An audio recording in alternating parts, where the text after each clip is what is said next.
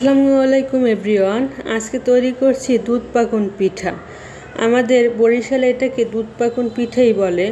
এটা যে অনেকে হাতে হাতে বানানো যায়। আমার মা সাজ দিয়ে দিয়েছে, মাটির সাজ নিজের হাতে বানাইছে।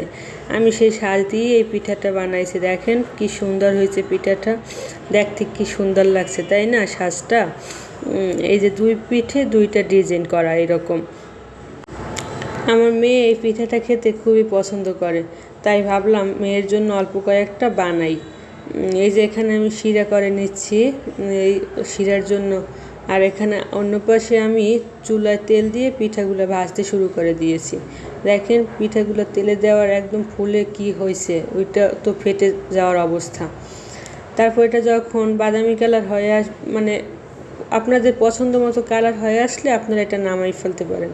এই যে আমার পছন্দ মতো কালার এটা এইরকম হয়েছে, আমি নামাই এটা শিরার মধ্যে দিয়ে দিয়েছি। আমি এই কয়টা পিঠা দিয়ে আমি 2 পদের পিঠা বানাবো। মানে একটা এই শুকনা শিরা এই সাথে সাথে উঠাইয়ে ফেলবো, আর একটা আমি ভিজিয়ে রাখবো শিরার মধ্যে। দুধের শিরা দিয়েছি, সেটার মধ্যে আমি ভিজিয়ে রাখবো, একদম ফুলে টইটম্বুর হয় খেতে, কি যে স্বাদ কি যে মজা। এই যে আর একটা আমি এই দুধের শিরার মধ্যে ভিজেছি, সেটা আমি দেখাইনি, এখন এটা ভিজানো হয়ে গেছে, মানে ভিজে গেছে। এই যে এটা খেতে যে কি মজা, মানে দেখেন কি নরম হয়েছে।